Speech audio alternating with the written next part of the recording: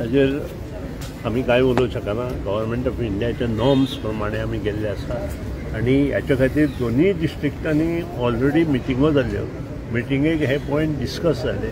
NGO आयिल्ले, त्या जे power ह्यातले जे तज्ञ लोक आशिल्ले तेय थंय मिटिंगे आयिल्ले आनी त्या खातीर ह्या वेळार आतां जे बजेटरी प्रोविजन जर कितें केलें आसत जाल्यार ताका कितें आमी करूं शकतले।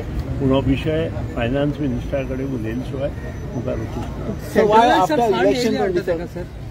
सेंट्रला कडच्यान जे कितें पयशे येतात तातूंत जर फाल्यां सकाळीं कमी जावपाक जाय जाल्यार आमी पयशे घालपाक जाय आनी ते पयशे फायनान्स डिपार्टमेंटान दिवपाक जाय।